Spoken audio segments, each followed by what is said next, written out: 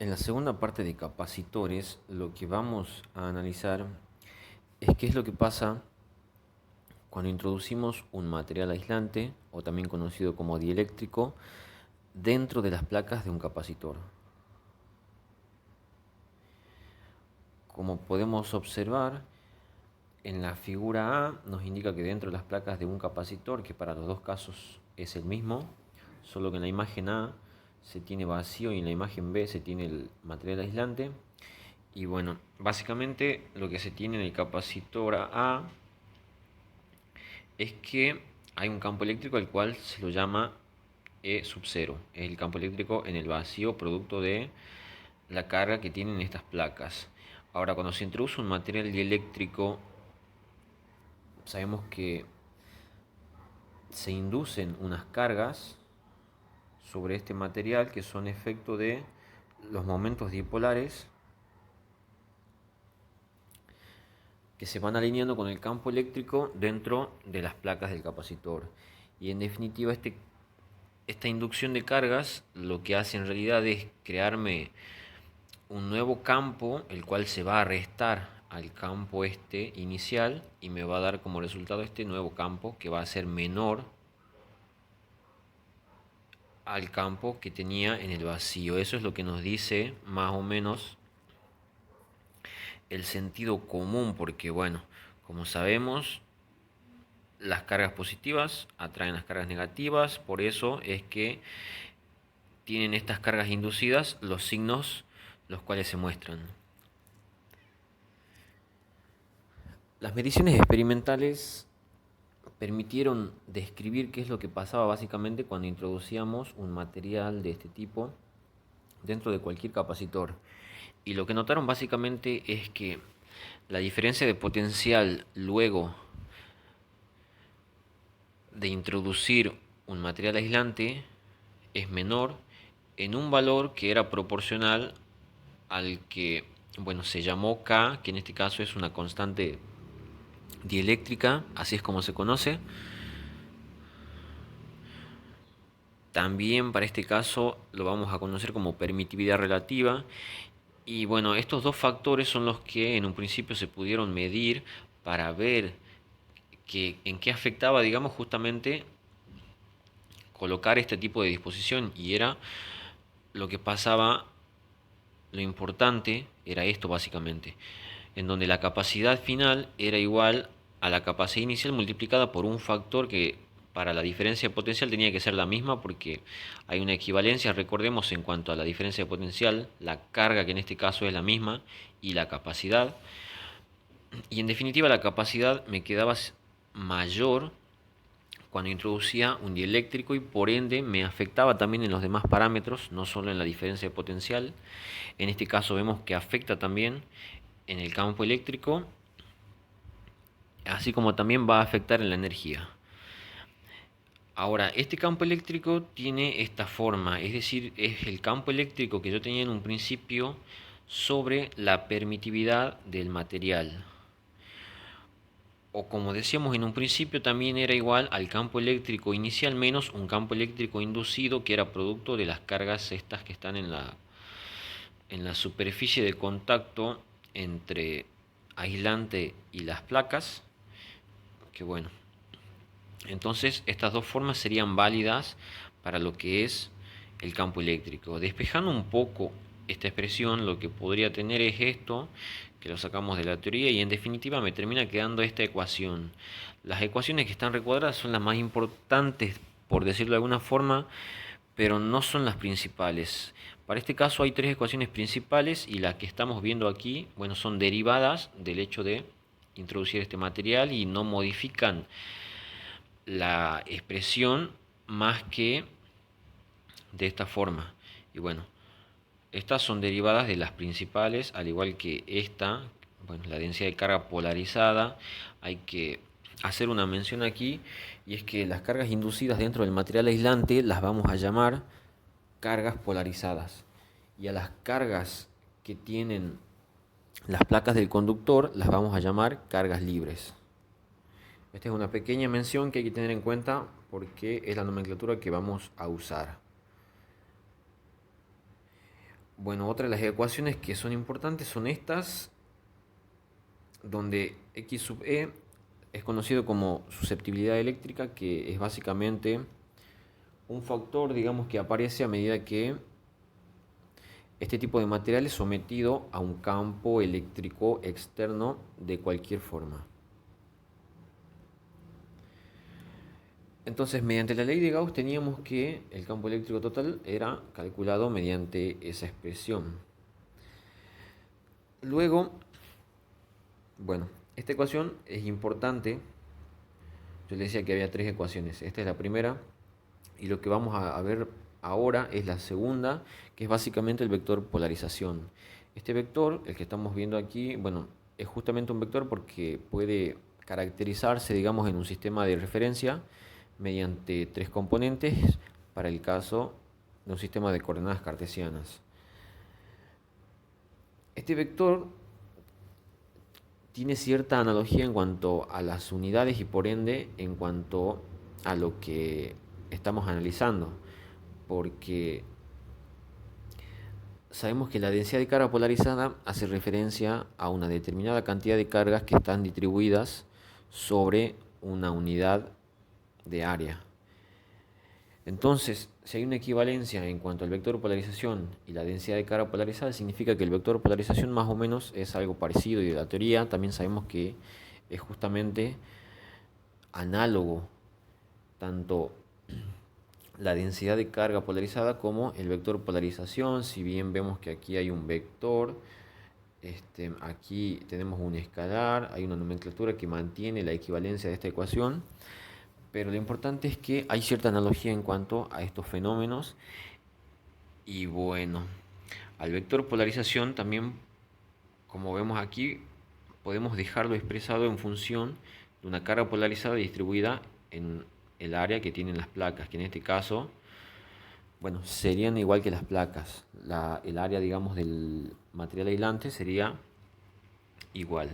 Si yo despejo el área y lo paso para el lado donde está P, voy a obtener esto, que el vector polarización producto escalar por un diferencial de área, que bueno, transformé matemáticamente esto, me queda que es igual a la carga polarizada. Esta carga polarizada, bueno, está justamente ligada a la densidad de carga polarizada, que como decíamos anteriormente, se daba en los materiales aislantes. Ahora, de esta ecuación lo que podemos hacer es decir lo siguiente, que la carga total que estoy analizando según el diagrama que veíamos en la teoría, me quedaba esta expresión. La carga libre, la carga de las placas, y la carga polarizada es producto del material aislante. Entonces yo lo que hice aquí fue, bueno, despejar epsilon 0 que estaba aquí dividiendo, lo pasé por aquí, bueno, reemplacé lo que era la carga polarizada y en definitiva me queda esto. Traté de juntar este término con este, lo multipliqué por un solo diferencial de área, que en este caso es el mismo, y este factor es lo que se conoce como vector de desplazamiento, que es la tercera ecuación importante que vamos a tener en cuenta. Y bueno, fíjense que hay cierta analogía en cuanto al diferencial de área, porque esos diferenciales de área siempre son, se corresponden, digamos, con la superficie gaussiana. Cada vez que yo voy analizando ciertos puntos del espacio, voy a tener en cuenta que ese diferencial de área se va a adaptar a la geometría del problema y bueno, va a ser igual a la superficie gaussiana. Pero fíjense que el campo eléctrico considera la carga total, el vector polarización considera únicamente las cargas polarizadas, porque es así, y el vector desplazamiento únicamente las cargas libres. Si bien el vector desplazamiento es el campo eléctrico más el vector polarización, lo puedo calcular en un principio únicamente conociendo cuál es la carga que tienen los capacitores. Bueno, al igual que el vector polarización, el vector desplazamiento también tiene cierta analogía con lo que se conoce como densidad de carga libre y puede caracterizarse también en tres componentes en el espacio. Por ende, tengo esta misma relación de decir, bueno, el vector desplazamiento puede ser función de una carga libre sobre una determinada área, o bien puedo expresarlo en función de una densidad de carga libre, es decir, hacer una equivalencia entre calcular un vector en un principio y después dejarlo como función de una densidad de carga libre. Como decíamos, bueno, esta era la ecuación del vector de desplazamiento, que también es importante. Esto se da únicamente para los materiales que son polarizables linealmente, que son los que vemos nosotros, y bueno, ahí se ven algunas de las propiedades importantes. Y si yo reemplazo esto aquí, lo que voy a obtener es esta expresión, que también va a ser importante porque a la hora de los cálculos voy a tener muchas ecuaciones. Sin embargo, estas las puedo acomodar de manera en la que me resulte muchísimo más fácil resolver todos los ejercicios. Y bueno, hablando un poco de las unidades, que se hace bien la teoría, pero es importante recordar, el campo eléctrico tiene las mismas unidades, el vector de desplazamiento tiene unidades de densidad de carga superficial, al igual que el vector polarización. Y estos dos fenómenos, que son la constante dieléctrica, o también conocida como la permitividad relativa, en este caso aquí en capacitores, porque es un número dimensional y es básicamente la relación entre la permitividad en un medio y la permitividad en el vacío. Bueno, la susceptibilidad eléctrica decíamos que también es un parámetro adimensional. Ahora sí, el problema que vamos a resolver nos dice que se tiene una esfera metálica con una determinada densidad de carga y un determinado radio. Concéntricamente hay un cascarón con una carga neta igual a 0, cuyos radios son B y C, y en el medio del cascarón y la esfera hay un aislante cuya constante dieléctrica es igual a 2,4. Bien, lo primero que nos pide es calcular el vector desplazamiento, el vector campo eléctrico y el vector polarización en todo el espacio. Graficar un esquema cualitativo de toda la distribución de cargas y campos asociados. Los campos vendrían a ser D, E y P, y un esquema cualitativo de la distribución de cargas, bueno, no es algo exacto, sino que es básicamente indicar más o menos cómo se distribuirían las cargas, no precisamente en qué cantidad, porque eso lo hacemos con los cálculos, pero hay que realizar un esquema en base a esto. Y el inciso B nos pide calcular el valor de las cargas libres y polarizadas, graficando e identificando las mismas. Bien. Entonces decíamos que había que calcular estos campos en todo el espacio en un principio. Lo que vamos a hacer es lo que hacíamos en el primer trabajo práctico, de tomar distintas zonas. En este caso la primera zona la que voy a tomar es para todos los radios menores al radio de la esfera, que está en el centro, donde bueno, si yo quiero saber cuánto vale el vector de desplazamiento, lo único que tengo que hacer es básicamente ver o calcular una carga libre, que en este caso sería una carga neta. Pero si este material es sólido, como nos da a entender el problema, lo que estaría pasando ahí es que cualquier radio que yo tome interior a A, voy a tener una carga neta igual a 0. Entonces la carga libre también va a ser igual a 0, por ende el vector de desplazamiento en el interior de este material es 0. Para el campo eléctrico es exactamente lo mismo, porque no hay un material aislante. La única carga total que voy a considerar va a ser una carga libre, y por lo tanto el campo eléctrico también va a ser igual a 0 y el vector de polarización también igual a 0, porque no hay un material aislante, repito nuevamente.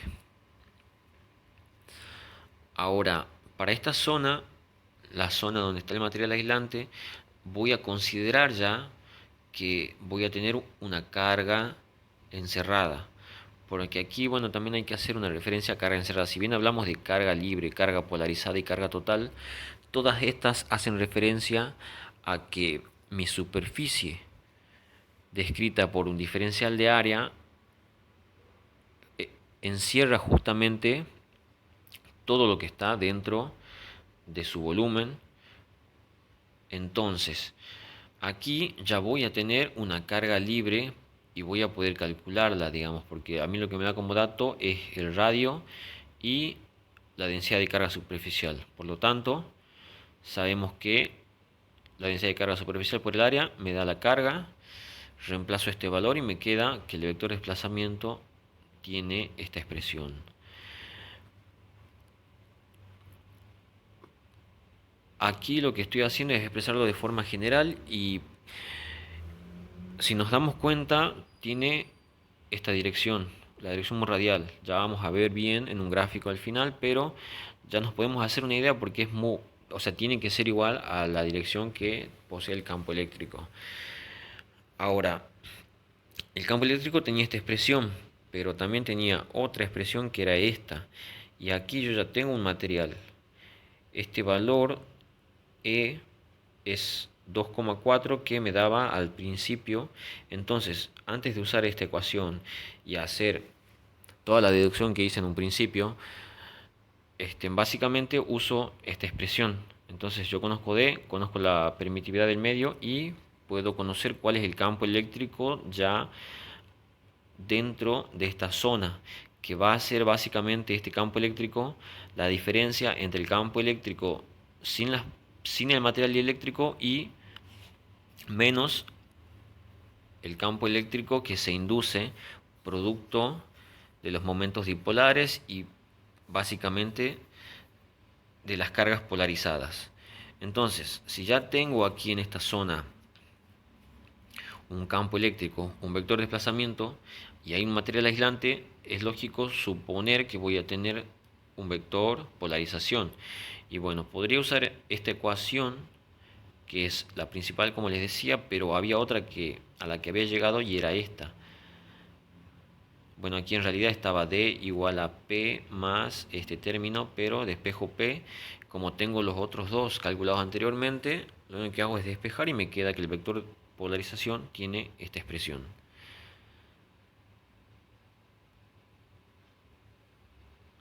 Ahora vamos a considerar lo que pasa dentro del cascarón. Decíamos que tenía una carga neta igual a 0, pero sin embargo sabemos que en ambas superficies, es decir, en ambos radios, tanto para B como para C, vamos a tener unas cargas inducidas. ¿Por qué? Porque hay un campo eléctrico, producto de la esfera esta que está en el interior, que me va a inducir cargas en esta superficie y en esta. Sabemos que las cargas inducidas van a ser de la misma magnitud. Entonces, si yo considero este radio, lo que voy a tener es que aquí tengo una determinada carga y aquí, bueno, acá era positiva y aquí se va a inducir entonces una carga negativa. Entonces, si decíamos que es la misma, yo estaría encerrando una carga neta igual a 0. O sea, la sumatoria de las dos, al ser las mismas, me daría igual a 0. Por lo tanto, el vector de desplazamiento sería igual a 0. Sabemos del primer trabajo práctico que siempre se cumple esta condición de que dentro de un material conductor, a pesar de que tenga una carga o no, el campo eléctrico siempre va a ser 0. Entonces, si la carga total también en este caso es igual a 0, voy a tener que el campo eléctrico es igual a 0. No hay un material capaz de ser polarizado, por lo tanto, el vector de polarización también es igual a 0. Ahora, la última zona que estaríamos considerando sería la zona exterior a todos estos materiales. Y bueno, lo que tendría aquí sería lo siguiente. El vector de desplazamiento me queda exactamente del mismo valor que en un principio. ¿Por qué? Porque aquí tengo una carga positiva. Aquí una carga negativa, aquí otra carga positiva, que aquí sería la misma que aquí. Entonces, entre estas dos me daría una carga neta igual a 0 y más esta, que está distribuida en la esfera interior, me daría una carga libre igual a la carga que yo estuve considerando en un principio. Por lo tanto, el vector de desplazamiento vale lo mismo. El campo eléctrico que vamos a tener en cuenta, ahora podemos usar esta misma expresión, solo que ya no vamos a tener, digamos, este valor de E, sino que aquí va a ser E epsilon sub 0. Y en definitiva, el campo eléctrico me va a quedar diferente al campo eléctrico que tengo aquí. Si yo reemplazo los valores estos para cualquier radio, bueno, sabemos que hay una cierta semejanza y cierta diferencia en cuanto a lo que valen, porque justamente dentro de un material aislante el campo eléctrico tiene que ser menor a que si no estuviera el material aislante. Como no hay un material capaz de ser polarizado, bueno, lo que me quedaría es que el vector de polarización también es igual a cero. Bueno, aquí ya encontramos todos los cálculos, hicimos todos los cálculos, encontramos todos los valores teóricamente numéricos, o sea, yo no estoy trabajando con números, no me acostumbro y es lo ideal para no complicarse tanto, ni decir que, bueno, que le erré por 0,5 o cosas así al momento de rendir un parcial. Ahora, decíamos que había que graficar justamente las cargas que estaban inducidas y los campos asociados. Además que había que calcular estas cargas inducidas, las cargas libres. Y las cargas inducidas, bueno, básicamente serían las cargas polarizadas. El esquema que tenía era este básicamente. Sabemos que esta esfera interior tenía una densidad de carga superficial positiva, por lo tanto una carga positiva. Entonces, la densidad de carga libre en este caso va a ser sigma sub a, aquí bueno es sigma sub a minúscula, pero es lo mismo, es la densidad de carga superficial que me daba en un principio. Y bueno, yo tenía esta ecuación que relacionaba estos tres factores y despejando lo que me quedaría es que la carga libre es la que calculé para calcular el vector de desplazamiento y el campo eléctrico en esta zona.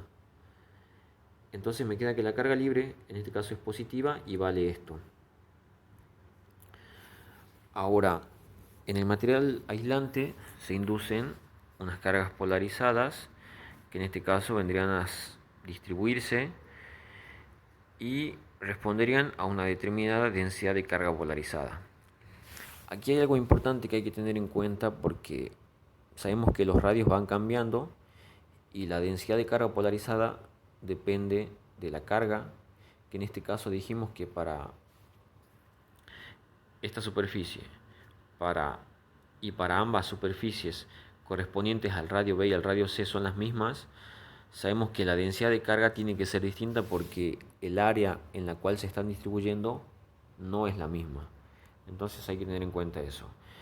Del otro extremo sabemos que teníamos una carga inducida o una carga polarizada positiva con una densidad de carga positiva y bueno, a esto, a lo que es la densidad de carga polarizada, yo lo voy a llamar sigma sub p.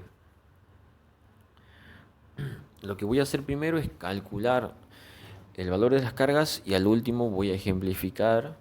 O sea, acá ya estamos viendo el tema de la distribución de cargas. Hace rato lo único que estábamos haciendo es imaginarlos, aquí ya los tenemos expresados. ¿Para qué? Porque vamos a calcular y por último vamos a ver los campos asociados. Pero en definitiva el vector polarización tenía esta expresión y era válida para todo este sector donde estaba siendo ocupado justamente por este tipo de material. Ahora, si nos damos cuenta de esta expresión, todos los valores son constantes a excepción de la distancia esta r.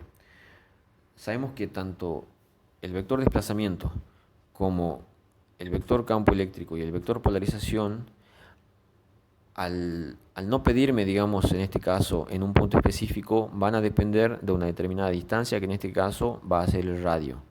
El radio desde el centro, porque yo lo que voy a considerar siempre, como hago en los demás problemas, es considerar que mi sistema de referencia tiene el cero de coordenadas justamente coincidiendo con el centro de este esquema.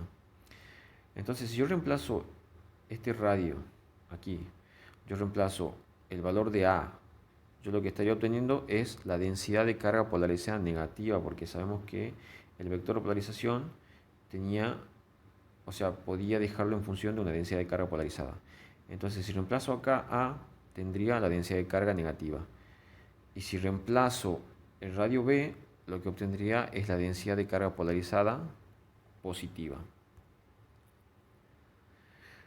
Bueno, esta es la carga que se induce sobre el radio B dentro, o sea, sobre la superficie del cascarón este, y que es negativa, sabemos que es la misma carga que la que calculamos aquí, y ya vamos a ver si es así o no. Y en definitiva vamos a llamarla, bueno, una carga inducida, y es negativa. Vamos a llamarla inducida y libre. Entonces, ¿qué es lo que tenía aquí? Yo les decía que si reemplazaba el valor de A, lo que iba a obtener es la densidad de carga polarizada negativa.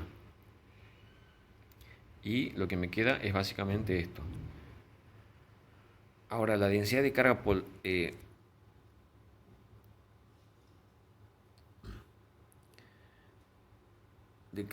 polarizada positiva, que respondería al radio B, que sería aquí. Yo reemplacé aquí, donde estaba R, reemplacé por B, y lo que me queda es esta expresión. Entonces, es justamente lo que decíamos. Estas densidades de cargas polarizadas son distintas. Sin embargo, van a responder a una misma carga polarizada. Y bueno, yo tengo la densidad de carga, la multiplico por el área y lo que obtengo es la carga polarizada. La carga polarizada negativa para el radio A me quedaría de esta forma y la carga polarizada positiva me quedaría de esta forma. Aquí yo tengo sigma P.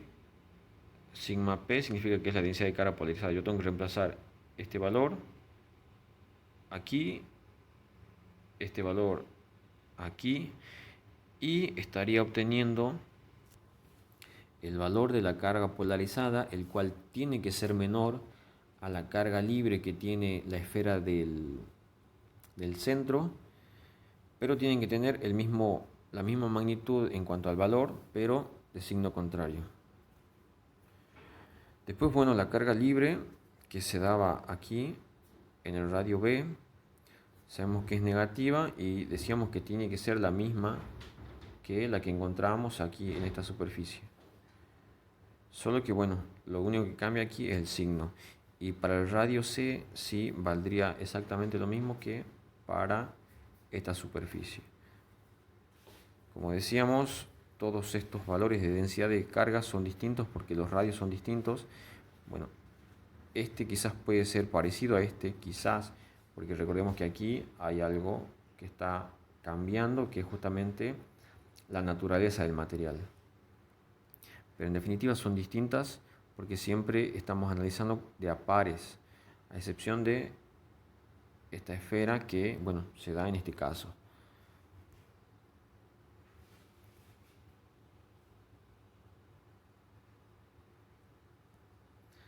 Ahora, para analizar los campos asociados decíamos que teníamos esta esfera con una carga positiva, por lo tanto me ejercería un campo, decíamos que en la dirección radial, y tendría esta forma. Este campo es equivalente y tiene la misma dirección que el vector de desplazamiento, por eso es que lo puse en un solo gráfico. O sea, responde al campo eléctrico de la esfera y también al vector de desplazamiento. Porque recordemos que se manifiesta a partir de donde comienza hacia el infinito teóricamente, o dependiendo del sistema que esté analizando. Ahora, sabemos que en el interior hay que aclarar que no había nada, por eso es que comencé analizando a partir de esta superficie que primero tenía el campo eléctrico y el vector de desplazamiento. Ahora, esto que estoy marcando con verde es el vector polarización, que sabemos que tiene esta dirección y que es contraria al campo eléctrico inducido. Ahí podría parecer que el vector de polarización está sumando al campo eléctrico dentro de ese material y teóricamente pareciera de que el campo eléctrico sería mayor, pero en realidad pasa lo contrario. Lo que en realidad me indican estas flechas es básicamente la dirección que se le da físicamente, que es justamente contraria a la que tiene el campo eléctrico. Ahora, dentro del cascarón lo que estamos obteniendo es este campo que sería producto de las cargas inducidas. Ahora, esta magnitud de campo va a ser tal que, o sea, las líneas rojas con las líneas azules dentro de esta zona, digamos, van a hacer que el campo justamente se haga cero. Tanto el vector de desplazamiento como el campo eléctrico van a ser igual a cero por el hecho de tener una misma magnitud en cuanto a la carga en cada una de las superficies de estos materiales conductores. Y bueno, sabemos que esta es una de las condiciones de equilibrio que se tiene y que se conoce desde hace tiempo. Bueno, ahí decimos que era el campo eléctrico inducido y bueno, eso sería básicamente la resolución de este ejercicio, que no tiene muchas complicaciones. Lo único, hay que saber emplear bien las ecuaciones cuando por ahí hay que emplear el valor de la constante dieléctrica cuando me modifican las ecuaciones en vez de usar epsilon sub 0 o en vez de usar la permitividad del medio. Entonces esas pequeñas cuestiones son las que por ahí hay que ver y no es muy difícil.